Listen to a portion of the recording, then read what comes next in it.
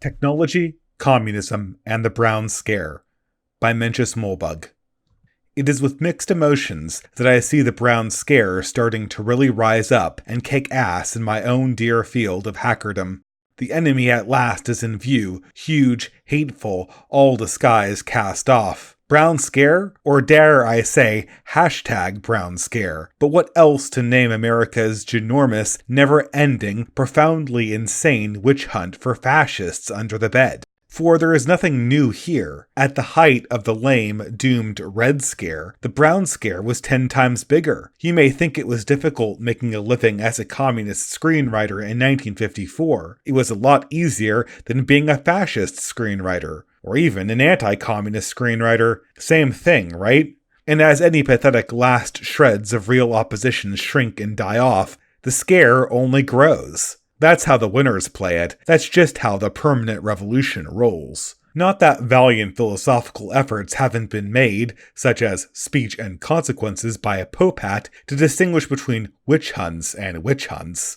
Apparently, Popat, though he claims to be some sort of legal scholar, and definitely has strong and more unusually sincere opinions about free speech, has never heard of red channels or Folk versus Aware. It's not clear whether A, he thinks that the Hollywood blacklist was a fine idea, or B, he believes it was enforced by the FBI, or C, considers it laudable to purge fascists, but horrible to purge communists.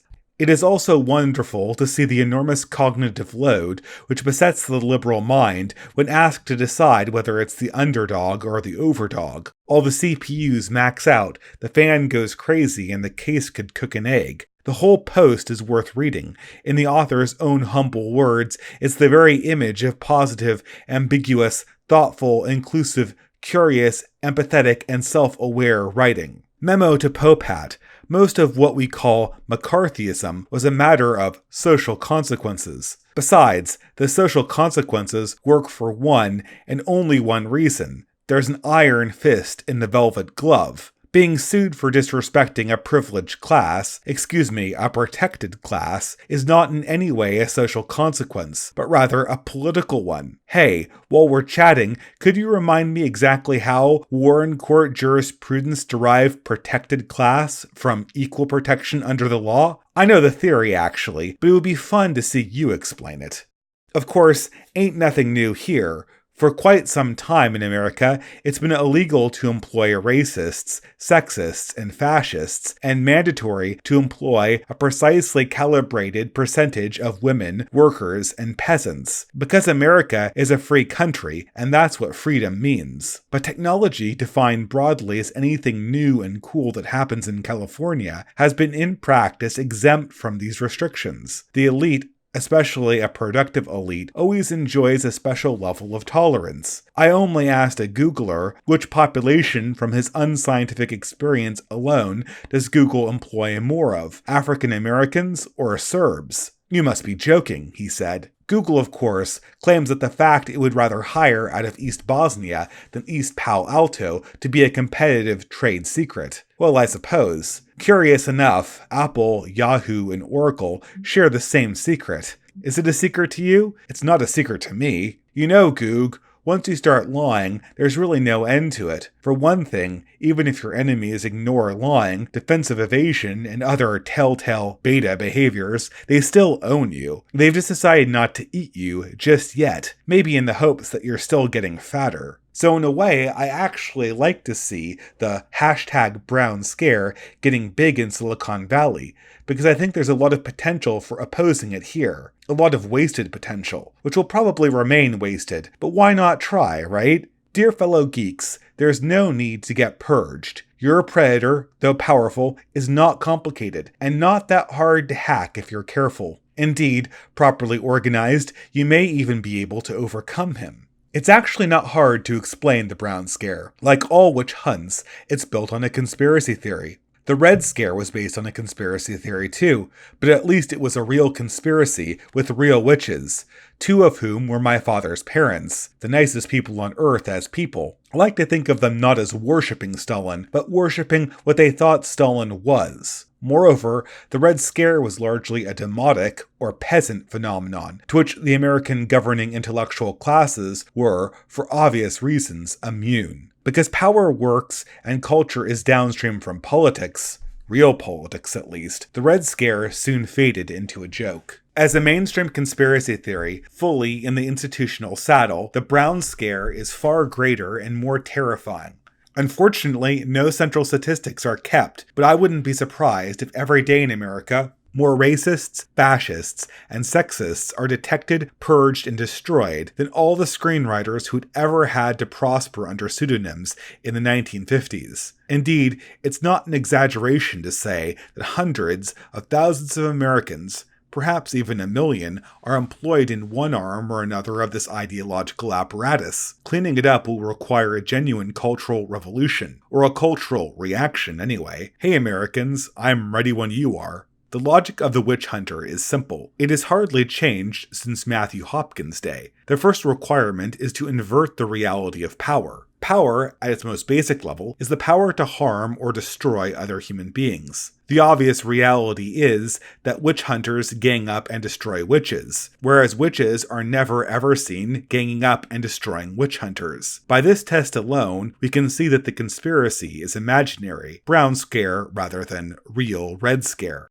Think about it. Obviously, if the witches had any power whatsoever, they wouldn't waste their time gallivanting around on broomsticks, filleting Satan and cursing cows with sour milk. They're getting burned right and left, for Christ's sake. Priorities. No, they turn the tables and lay some serious voodoo on those witch hunters. In a country where anyone who speaks out against witches is soon found dangling by his heels from an oak at midnight and his head shrunk to the size of a baseball, we wouldn't see a lot of witch hunting, and we know that there's a serious witch problem. In a country where witch hunting is a stable, lucrative career, and also an amateur pastime enjoyed by many millions of hobbyists on the weekend, we know that there is no real witches worth a damn. We do not see Pax Dickinson and Paul Graham ganging up to destroy Gawker. We see them curling up into a fetal position and trying to survive. An America in which hackers could purge journalists for communist deviation, rather than journalists purging hackers for fascist deviations, would be a very different America, don't you think? Whereas the real America, the America in which a journalist little more than an intern, with no discernible achievements but a sharp tongue, a Columbia degree, and trouble using MySQL, can quite effectively bully one of the most accomplished hackers of his era, not to mention a way better writer, this is the remarkable America that we live in and need to explain. This phenomenon of spoiled children systematically bullying their elders and betters reminds us, of course, of Mao, but still more of Plato. Do they still read Plato in Columbia? Ha, that's very funny. Gawker may not know Plato, but Plato knows Gawker. Quote, "He lives from day to day, indulging the appetite of the hour, and sometimes he is lapped in drink and strains of the flute, and then he becomes a water drinker, and tries to get thin. Then he takes a turn at gymnastics, sometimes idling and neglecting everything, then once more living the life of a philosopher. Often he is busy with politics, and starts to his feet, and says and does whatever comes into his head. And if he is emulous of anyone who is a warrior, oft he is in that direction, or of men in business. His life has neither law nor order, and his distracted existence he terms joy and bliss and freedom. His life is motley and manifold, and an epitome of the lives of many. He answers to the state, which we describe as fair and spangled, and many a man, many a woman will take him for their pattern, and many a constitution and many an example of manners is contained in him. Just so, let him then be set against democracy. He may be truly called the democratic man. Last of all comes the most beautiful of all, man and state alike, tyranny and the tyrant. These we have now to consider. What manner does tyranny arise? That it has a democratic origin is evident. And does not tyranny spring from democracy in the same manner as democracy from oligarchy, after a sort? The good which oligarchy proposed to itself, and the means by which it was maintained, was excess of wealth, and the insatiable desire of wealth, and the neglect of all other things for the sake of money-getting was also the ruin of oligarchy. And democracy has her own good, of which the insatiable desire brings dissolution. Freedom, which, as they say in a democracy, is the glory of the state, and therefore in a democracy alone will the free man of nature deign to dwell. I was going to observe the insatiable desire of this and the neglect of other things introduces the change in democracy, which occasions demand for tyranny. When a democracy which is thirsting for freedom has evil cupbearers presiding over the feast, and has drunk too deeply of the strong wine of freedom, then unless her rulers are very amenable and give plentiful draught, she calls them to account and punishes them, and says that they are cursed oligarchs, and loyal citizens are insultingly termed by her slaves, who hug their chains and men of naught. She would have subjects who are like rulers, and rulers who are like subjects, and these men after her own heart, whom she praises and honors both in private and public. Now in such a state can liberty have any limit? But degrees the anarchy finds a way into private houses, and ends by getting among the animals and infecting them. I mean that the father grows accustomed to descend to the level of the sons, and to fear them, and the son is on a level with his father, he having no respect or reverence for either his parents, and the medic is equal with the citizen, and the citizen with the medic, and the stranger is quite as good as either. And these are not the only evils. There are several lesser ones, such as the state of society. The master fears and flatters his scholars, and the scholars, despite their masters and tutors, young and old, are all alike, and the young man is on the level with the old, and is ready to compete with him, in word or deed. And old men condescend to the young, and are full of pleasantry and gaiety. They are loath to be thought morose and authoritative, and therefore they adopt the manners of the young. How much greater is the liberty which the animals who are under the dominion of man have in a democracy than in any other state? For truly the she-dogs, as the proverb says, are good as their she-mistresses, and the horses and asses have a way of marching along on all rights and dignities of freemen, and they will run at anybody who comes in their way, not to leave the road clear for them. And all things are just ready to burst with liberty. See how sensitive the citizens become. They chafe impatiently at the least touch of authority, and at length, as you know, they cease to care about the laws written or unwritten. They will have none over them. But what is the next step? The ruin of oligarchy is the ruin of democracy, the same disease magnified and intensified by liberty overmasters democracy, the truth being that the excessive increase of anything often causes a reaction in the opposite direction, and this is the case not only in the seasons and in the vegetable and animal life, but above all in the forms of government." End quote. Or so we can hope. I have a bad feeling Plato here might be too optimistic. In any case, from Plato's dialogue we see how the witch hunter can invert the reality of power and present himself as the underdog, fighting back against the gigantic and all-encompassing conspiracy of witches. This fantasy is expertly constructed and appears quite real to the casual observer. The primary technique is to present the natural order of human society, which the revolution has in fact totally overthrown, an order in which the young respect the old, the inexperienced follow the accomplished, the dogs obey their owners, as the existing order. The professional witch hunter, who is in fact a petty bureaucrat, a tool of power, and a bully for hire, appears to himself as a sort of daring rebel against the great conspiracy. Moreover, because this natural order both used to exist, and is always striving to spring up against Horace's pitchfork, it can be portrayed as the ruling order, with great fictional nuance and detail, even after half-century plus of permanent revolution. Furthermore, if you can present a natural force as a human force, it is possible to attribute almost infinite power to the witch conspiracy. Jews, for example, cause droughts. It's easy to see how strong Jews are. It hasn't rained for a month. Throw the Jews down the well. In this particular case, it's an observation only slightly more obvious than the sky is blue, especially for those of us who are grown-ups not born in the 1990s, with like wives and daughters and stuff. That A, geeks are born not made, and B, a Y chromosome is a major risk factor for geekiness. In other words, we are not equalists. We'd certainly love it if everyone was equal, hopefully leveling up and not leveling down, but we're not insane and don't argue with reality. For example, I'm a geek and I'd love it if my daughter was a geek too. She isn't. Not only is she more girly than me, she's more girly than her mother, who has an engineering degree. She's reading Lemony Snicket in kindergarten, but she's not a geek. A friend of mine has a daughter about the same age, about as smart, who is a geek. I wish my daughter cared about numbers, planets, and dinosaurs. For all I know, my friend wishes his daughter was a walking Disney princess encyclopedia whose dolls could improvise an hour-long soap opera. We can all wish for what we want, but that's just not how it is. If I tried to impose my ideal daughter on the real person who reality decided would be my daughter, I would be a bad person and a bad parent. And that's why I'm a realist,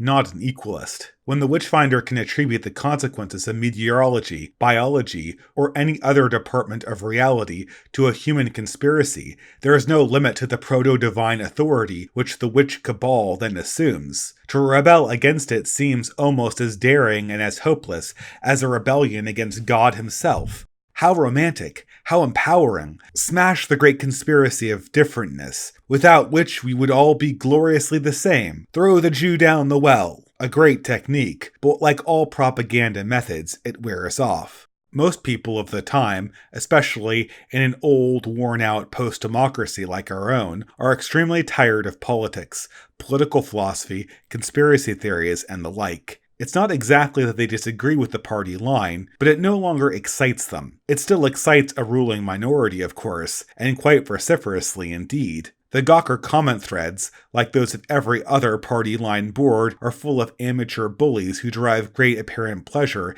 if not profit, from piling on. What the bully needs is to provoke mild approval from the vast majority of ordinary decent people who do not care about politics or power and are really not involved with the game at all. It's this abuse of common decency that offends me most about the witch-hunting process. The ordinary observer does not really believe in witches, or disbelieve in them either. Rhetoric about black cats, third nipples, and secret meetings with Satan doesn't make much of an impression on her at all. But what she does know is that Goody Hana is a strange, mean old lady with no husband and a snippy tongue, who smells funny and sleeps way too late in the morning, and once yelled at her when she was a little girl. Left to her own devices, our decent observer would never think of reasoning from this to the proposition that Goody Hana needs to be drowned. On the other hand, when the crowd, consisting mostly of decent observers, is about to drown Goody Hana, she's not exactly about to speak up and stick her neck out for a strange,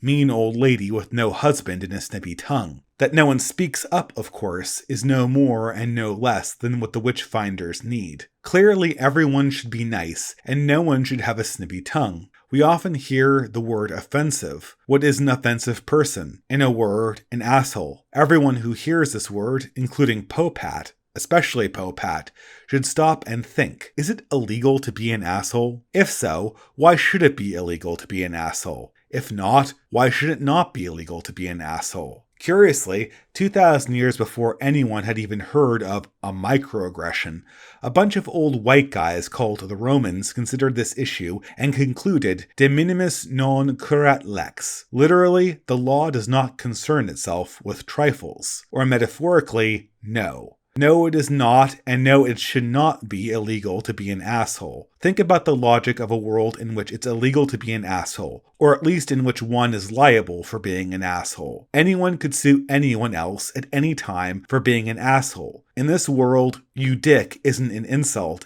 it's a tort. It's a factual claim that, if proven true in a court of law, pays damages. Of course, we know the Romans were a bunch of ignorant heteronormative dicks. The Greeks, too. Plato, Socrates, Aristotle, all morons. Ah, how far we've come. But really, why shouldn't Spicoli be able to sue Mr. Hand? Who really was a dick, wasn't he? Why should anyone be allowed to be a dick? Why should that be okay in our uber-tolerant society, to be a dick? A legal system in which insolent is a tort has never, so far as I know, been tried. In general, sages and jurists, for all the world and time, have agreed that, though it is not nice for people to be not nice to each other, the desirable goal of enforcing universal sweetness and niceness is simply not within the reach of human jurisprudence. For one thing, the courtroom process relies on witness testimony, and even with eyewitnesses, it is oftentimes difficult to establish who hit whom. Imagine a lawsuit between two people, each of whom accuses the other of being a dick, but who were the only people in the room. It's preposterous. No, clearly, the problem of giving dicks their just reward, which is neither jail time nor monetary damages, but simply social exclusion, is best left to Pope Hat's social consequences. Or so a bunch of dead old white dicks believe. I mean, what the fuck, right? Obviously, dead white dicks are gonna believe it's okay to be a dick. Duh. But a legal system in which rudeness to certain people attracts the attention of a law, this system is by no means unusual in human history, nor is it universal, but it's certainly the norm. It's really the Enlightenment system of uniform legal protection that's unusual. Here's an example of the normal historical approach, from a non-Eurocentric context. Shogun instant punishment. In old Japan, it wasn't illegal to be an asshole. It wasn't even illegal to be an asshole to a samurai. But it was illegal to be an asshole to a samurai if you weren't a samurai. See how it works? You might say that the samurai were a sort of protected class, a system not at all unique to old Japan. Always and everywhere, microaggressing against the protected class is hazardous to your health. There was even a word dating back to those Roman dicks who gave us the de minimis bullshit for a system of law that assigns certain people special rights. This set of rights varied, but in almost every case, the right to not be offended by those outside the subset was the first and most basic. The word, in fact, was privilege, meaning in Roman dick speak, private law. Type it into the search bar. Somehow you still get. A privilege is a special entitlement to immunity granted by the state or another authority to a restricted group either by birth or by conditional basis. I don't think I need to mention what the America of 2013 has done to this word. Hey America, just to let you know, the language I speak, English, is actually older than you, not even counting the Roman bits. Hopefully it'll outlast you as well. Maybe not, but when you rape it, you rape my brain. And you know, unlike some people I guess, I really don't get off on that. Just to let you know, America. As for the reality of a two-tiered legal system, I don't mind it that much. Really, it's historically normal. For example, consider this now classic tweet. Pax Dickinson. In The Passion of the Christ 2, Jesus gets raped by a pack of It's his own fault for dressing like a whore, though. Who is it illegal to offend? Well, for example, Pax, and the 50 of his retweeters who should be, of course, investigated. Any Junior League Matthew Hopkiners out there? Gosh, Guckert has interns, doesn't it? We're satirizing Mel Gibson. Were Mel Gibson King of America, not my ideal outcome, but perhaps still preferable to the present condition, this would constitute actionably offensive speech in the form of lèse-majesté, which is still a thing in Thailand, don't you know? Or, if America was a Christian country, this would be actionably offensive speech in the form of blasphemy, because Jesus is the Son of God and wouldn't just let himself be ambushed from the rear like that. But naturally, our decent observer pushing down again on the ducking stool as Goody Hannah struggles for air, cackling and shrieking exactly as a witch would, has no more conception of these power dynamics than a cat has of tennis. All she knows is that someone has said something offensive, which is true, since he's not interested in the political patterns of who does and doesn't have the right to be offended. Her decent good-natured desire that everyone should be nice to everyone else gets captured by the strong and used as a weapon against the weak. The world we live in is an awfully sick, cruel place, isn't it? Well, we are all basically chimps. You may not be interested in power, but power is interested in you. And we are still missing something. Because in any of these absurd hypotheticals, Pax is insulting the governing class, the king, the clergy, etc. It is always a crime to insult power, and we can take it for granted that power has been insulted here. And yet, we know who specifically has been actionally disrespected. It ain't Jesus, and it ain't Mel Gibson. It's African Americans and prostitutes. Or worse, women who dress like prostitutes. Sadly, a much larger set. Fine, African Americans and women. But it's really not possible to contend that African Americans and/or women are America's governing class. It simply does not compute. Which leaves us, for all our historical wisdom, at a sort of dead end. What we're seeing here has never been seen before. The privilege of not being offended, the most basic customary privilege of nobility, after centuries of desuetude, has been reinvented and regranted, but the grantees have no resemblance to any traditional noble class. Not only are they not a ruling class, they don't even seem especially noble. Fine, we have to go deeper into the rabbit hole. You know that hit of acid? The one you've been saving for special emergencies? Yo, it's time. Come back in an hour when your tongue gets big. Not that there's anything really new here, of course, for the hardened UR addict. Well, I have no brief for the Wachowski siblings, and the sequels prove that there really is such a thing as accidental genius. Genius remains genius, and The Matrix is its work. You can't watch this scene too many times, especially if you're on acid. Out here on the right edge of the sane world, not quite in the ocean of madness, but close enough to hear its cold black surf, there's a lot of talk about the standard red pill. We of course live in the Matrix, or rather, the cathedral. I'm glad to see that the label is now catching on, though the Matrix would do just as well. But is there actually a red pill that will cure us of all this nonsense and explain everything once and for all? Acid is great, of course, but alas, it does wear off. I'd like to believe that the red pill is unqualified reservations itself. There are a lot of blogs that get 500,000 views. There are a lot of blogs that get updated. There are not a lot of blogs that get 500,000 views while not getting updated. But one would have to admit that's a pretty big pill. Keanu's going to have to be here all day, and he's going to need more than a glass of water. No. I think I've chosen my candidate for the red pill itself, and I'm going to stick with it. My pill is simply this: America is a communist country. What I like about this statement is that it's ambiguous. Specifically, it's the Amsonian ambiguity of the second, perhaps third type. I never quite understood the difference. Embedded as it is in the mad tapestry of 20th century history, America is a communist country can be interpreted in countless ways. All of these interpretations, unless concocted as an intentional, obvious, idiotic strawman, are absolutely true. Sometimes they are obviously true, sometimes surprisingly true. They are always true, because America is a communist country, as we'll see. Obviously, as a normal American, or at least a normal American intellectual, this red pill strikes you as hilariously and obviously wrong. You cannot even begin to process it as a serious hypothesis. It's simply too stupid. Right? Bueller? I know two ways to answer this laugh: the fast way and the slow way. The fast way is agree and amplify. That's right, America is a communist country for workers and peasants. Read blacks and Hispanics. It may change to rage, fear, denial, whatever, but that laugh will suck itself right back down into the lungs. That's what happens when you get punched. You can follow this punch, only punch if you need to, of course, by explaining to your erstwhile mugger why he has laughed. More or less the rhetorical equivalent of kicking him when he's down. As with the punch, only deliver the full treatment if it's really necessary. Always be willing to accept surrender. Ideally, you'll give a man a hand, and he'll stand back up and stitch his sides. But of course, when it's time for the rhetorical ground and pound, it's time for the rhetorical ground and pound. The laugh gets admitted because one of the simplest ingredients in your blue pill is a trio of parallel antibodies that convert the red pill in 3 different ways into harmless, idiotic strawmen. Obviously, growing up in the cathedral, we've all received an enormous lifetime dose of blue pills. Before we capture and study these antibodies, we can go no further. The first and most important antibody converts the red pill into the perfect strawman.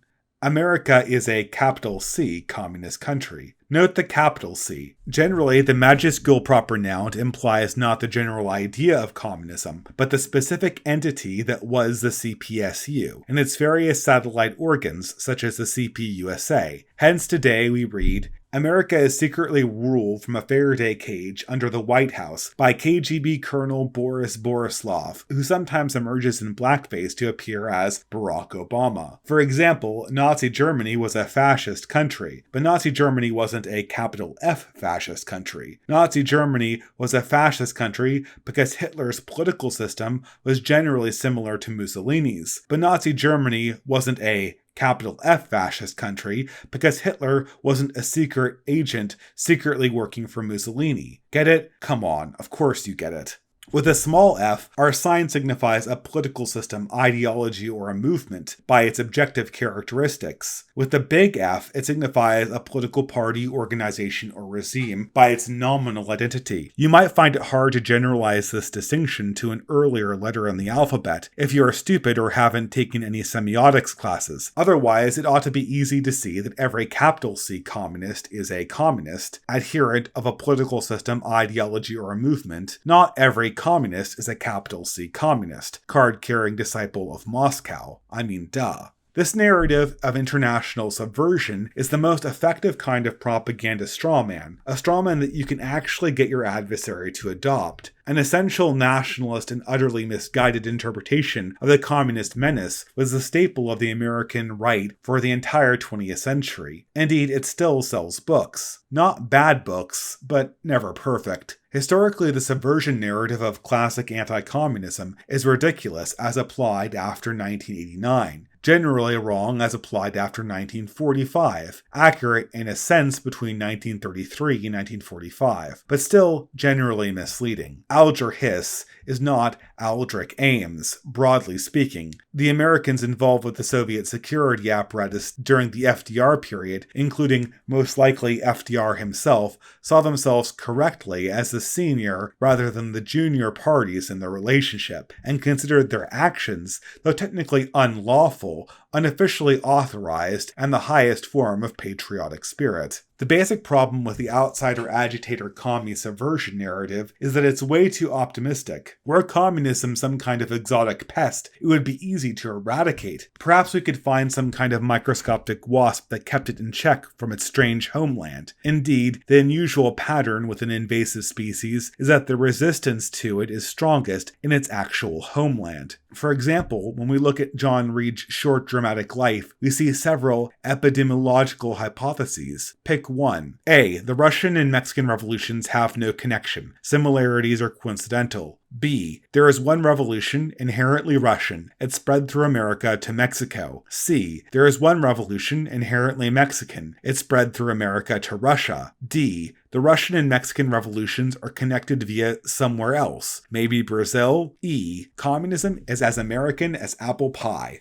Of course, nationalist rhetoric, of a particular virulent anti-American kind, was an essential ingredient in both Russian and Mexican revolutions. If the origin of these revolutions is essentially foreign to the countries they devastated, it makes perfect sense that the lady would have no alternative but to protest too much. It is not foreign to ours, however, which explains why communism has only mildly devastated America. No gulags here. The home of the screwworm is also the home of the screwworm-eating wasp. Unfortunately, one can't really rely on the wasp to eradicate the screwworm, but it keeps the screwworms relatively sane, honest, and under control, which is both a good thing and a bad thing. It's a good thing because it's a good thing. It's a bad thing because it makes it a lot easier for us to deny that we have a communism problem at all. When the story of the 20th century is told in its proper reactionary light, international communism is anything but a grievance of which Americans may complain. Rather, it's a crime for which we have yet to repent. Since America is a communist country, the original communist country, and the most powerful and important communist country, the crimes of communism are our crimes. You may not have personally supported those crimes. Did you oppose them in any way? The national guilt is especially strong since our nation is anything but contrite. Unlike our gelded pet Germans, we still believe in our national ideology of mass murder. We ourselves are not murdering anyone right now,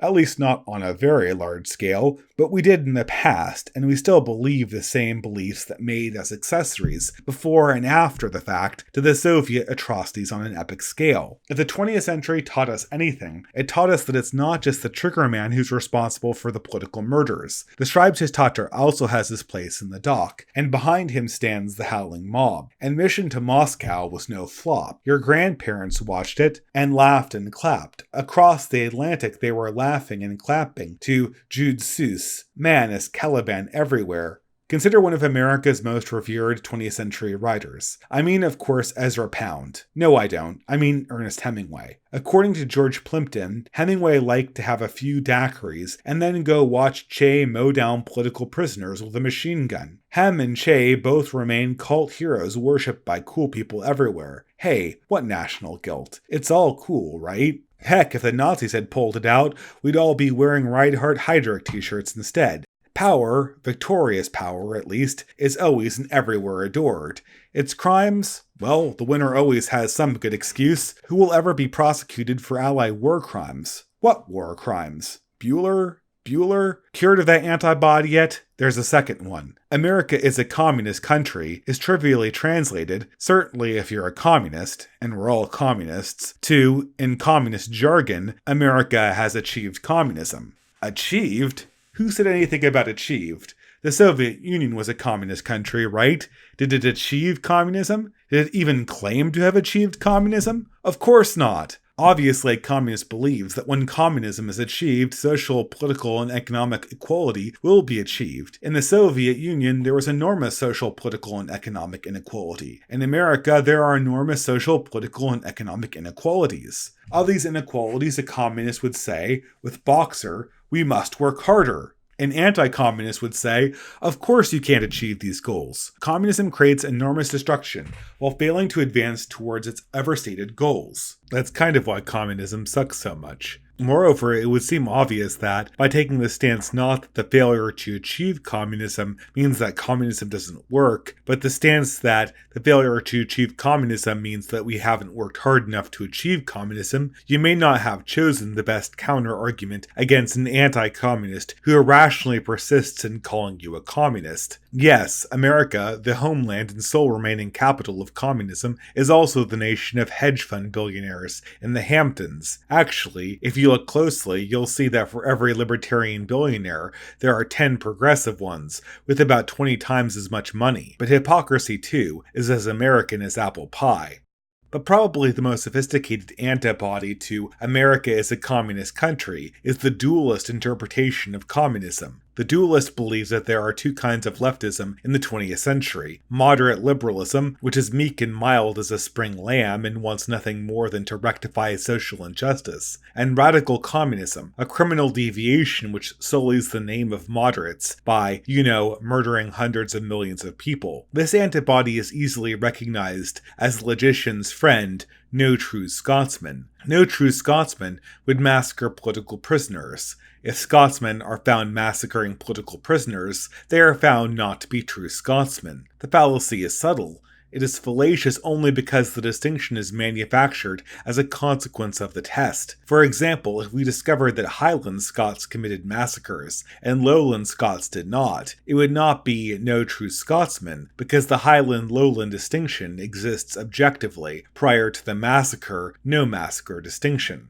It's an interesting exercise to try to construct a meaningful and objective prior distinction between an American communist and an American liberal of the mid-20th century. For example, we could look for a partition of the social graph. Perhaps liberals hate communism so much that they never invite communists to their parties, or fire them for communist comments on Twitter. We do see some partition between the moderate and extreme left, but if anything, it's the extreme left that tends to socially exclude the moderate left, but not with enough consistency to make it a good test. What, for example, is a progressive? If the anti-communist liberal, as opposed to the anti-communist, i.e. anti-Soviet liberal, a very real phenomenon, were a real phenomenon, and viewed communists the same way as he viewed Nazis, for their remarkably similar human rights offenses, we'd expect him to avoid communist political terminology, for much the same reason that, as cool as that glyph looks, you'll never ever see a swastika in an Apple ad. Whereas actually code words like progressive, social justice, change are shared across the Popular Front community for the entire 20th century. They are just as likely to be used by check a cheerleader of the 20s as a Clinton voter from the 1990s. The dualist constructs his Scottish straw man as follows. Jimmy Carter is a vegetarian intellectual. Felix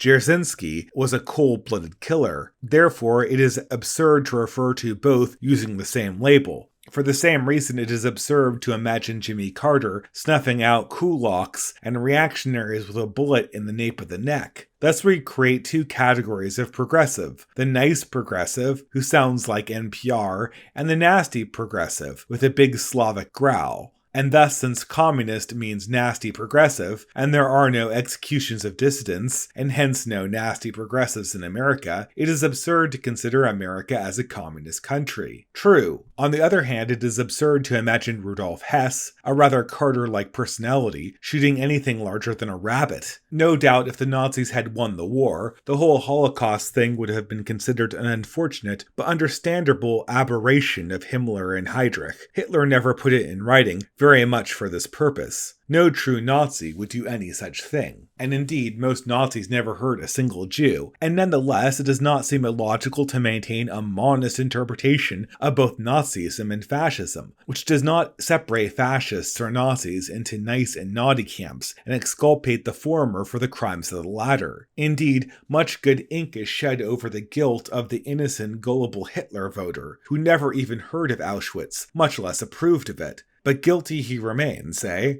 No one at Gawker is shooting anyone in the nape of the neck. On the other hand, no one at Gawker really has the option to shoot anyone in the nape of the neck, so we really can't know whether they would or wouldn't, can we? There sure does seem to be quite a bit of hate out there, however. My guess is that most wouldn't, but some would. And isn't some all it takes? So now that we know what American communism isn't, let's look at what it is. Then we'll see what it gets out of purging people. Then we'll see how to dodge the purge.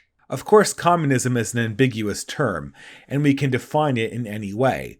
One of the easiest ways to see why America is a communist country, for instance, is to define communism as a cultural tradition, essentially a religion, which is transmitted through early nurture, like a language. Although languages are not, of course, encoded in our genes, they have an evolutionary history like that of our genetic traits. Englishmen are related to Germans.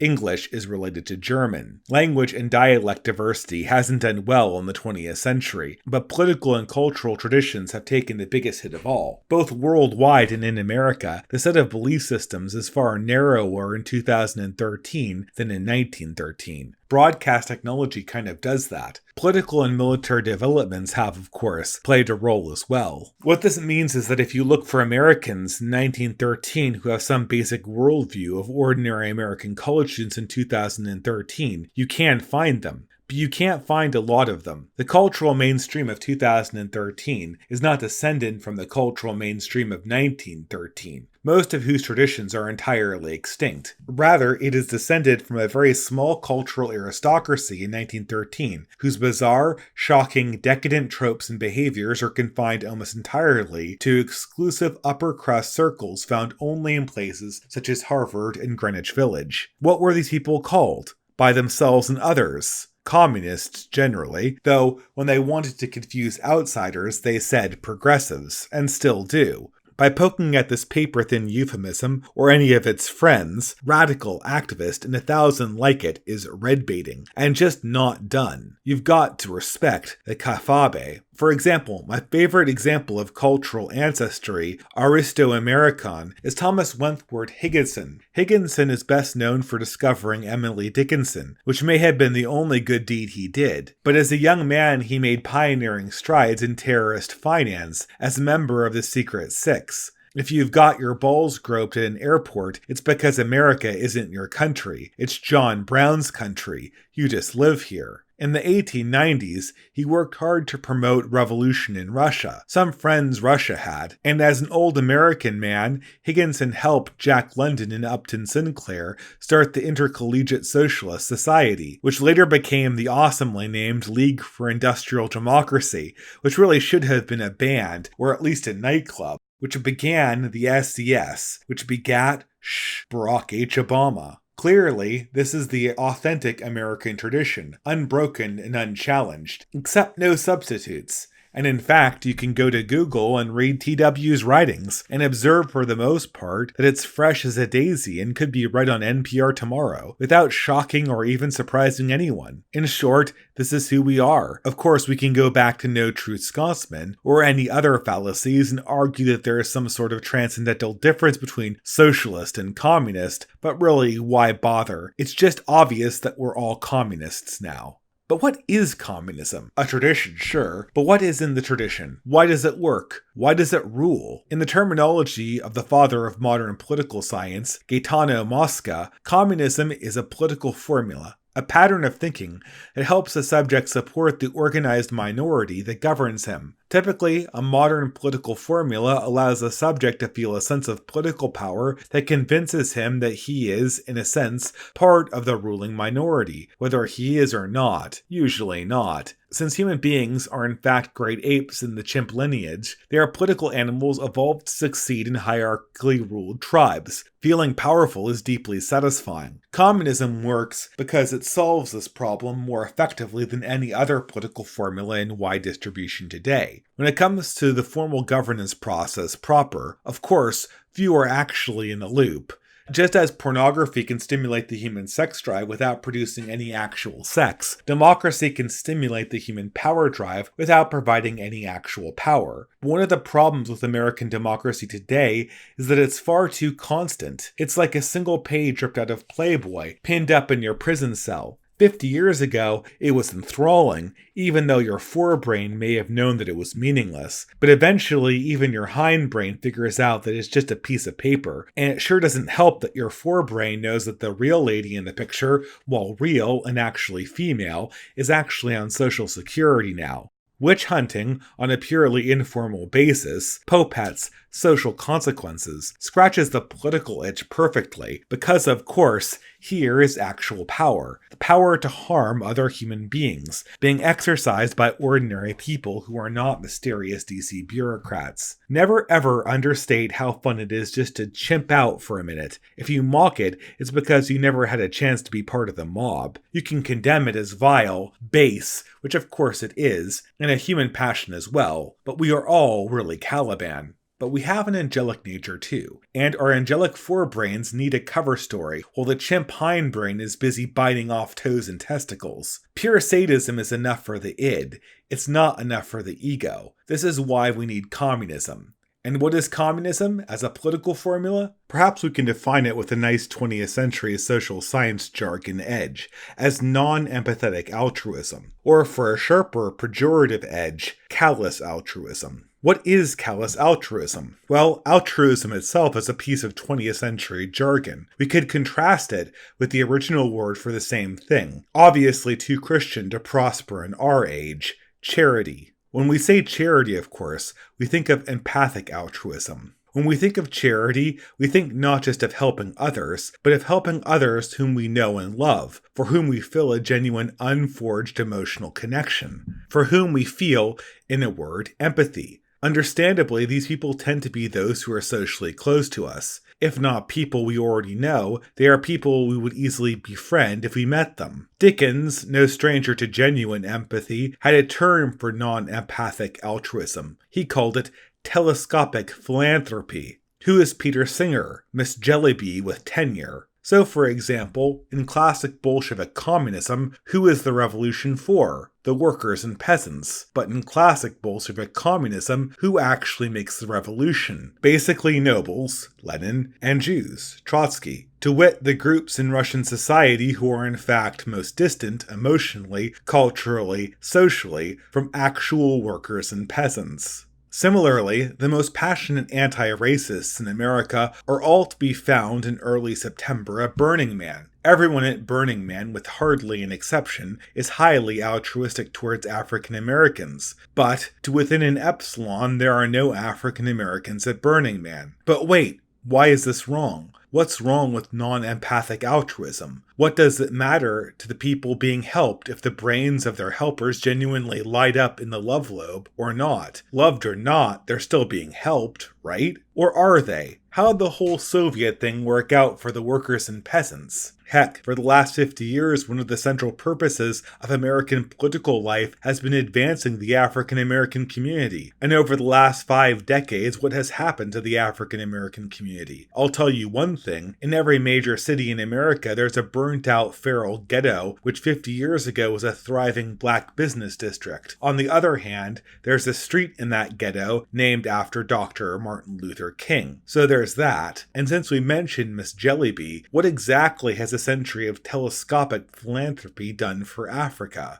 Are Gawker and its ilk genuinely interested in bringing women into technology? Do they generally like either A, other women, or B, technology? Because it would sure seem to the uneducated observer that the actual effect of their actual actions is to scare women away from programming careers, on the grounds that, if they so much as master MySQL, they will be instantly raped by a pack of Satan-worshipping programmers. Do you know what women who actually want to help other women learn programming look like? They look like this. Sexist? Check. Probably illegal? Check. Recognizing women are different from men in areas of chest compartment? Check. Men's rights activists, shut the F up. If you are real men and not communist pussies, you know that no one has any rights, least of all you. Only one thing makes right. That would be, of course, might. And whining that you're taking it in the tail, though taking it in the tail you are, is anything but a way to create that. UC Berkeley, when I was a grad student there, had an excellent program very similar, also in practice women only, called the CS Reentry Program. I was ill-disposed to respect this program and the people in it, but reality quickly convinced me otherwise. It was later done away with for exactly this reason. Communism had to pretend to be gender neutral, so it can't actually help just women by,